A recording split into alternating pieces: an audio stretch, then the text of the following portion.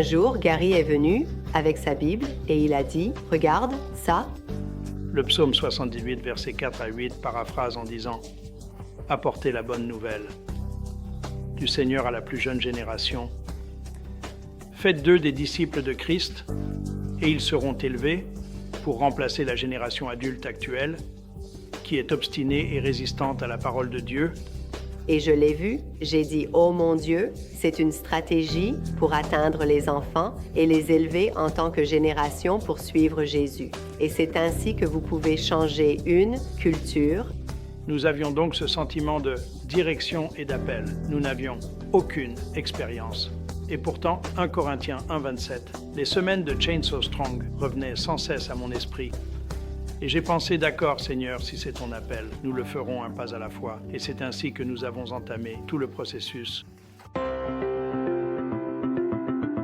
Les églises que nos équipes forment, elles forment des équipes d'églises. Ces églises sont capables d'aller n'importe où dans leur région. Nous avons eu ces actions de sensibilisation dans des écoles publiques, des écoles privées, dans des bidonvilles, dans des villages, dans des parcs, dans des centres commerciaux. Nous avons eu ces actions de sensibilisation partout où il y a des enfants.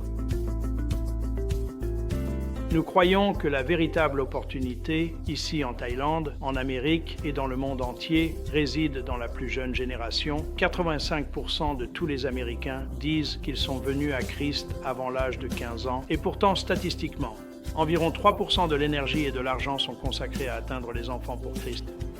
Il y a un mouvement en cours qui dépasse de loin tout ce que Paul et moi pouvions rêver, ou même assumer la responsabilité. Nous n'avions aucune confiance en ce qui concerne le ministère des enfants, ou ce à quoi nous étions finalement appelés. Et pourtant, il nous a utilisés et a fait tourner nos vies à 180 degrés. Et parce que nous avons fait un pas, il nous a récompensés en nous permettant de faire partie de ce qu'il fait. Quand je pense au début, à quel point nous nous sentions incompétents, à quel point nous nous sentions non qualifiés, et puis je regarde maintenant, cela donne envie de proclamer les œuvres merveilleuses et extraordinaires du Seigneur, car c'est la seule façon dont cela aurait pu arriver. Il nous a en quelque sorte invités à sa fête, et nous avons décidé d'accepter l'invitation. Et à cause de cela, tant d'enfants, tant d'églises sont bénis. Et vous savez, je dois dire que nous avons des équipes formidables, avec des personnes merveilleuses, des pasteurs incroyables qui se joignent à nous. Mais ce n'est pas pour cela que le ministère croît si rapidement et de manière si spectaculaire. Cela grandit parce que nous avons un plan biblique, une stratégie biblique, guidée par une vision biblique et renforcée par le Saint-Esprit. Dieu le fait. Et nous avons simplement la chance d'en faire partie. Et nous savons que c'est le cas pour tous les croyants. Dieu nous appelle parfois, nous pouvons ne pas nous sentir qualifiés, nous pouvons ne pas savoir exactement ce que nous faisons à ce moment-là. Mais si nous suivons simplement et que nous sommes fidèles, nous découvrirons que Dieu est encore plus fidèle.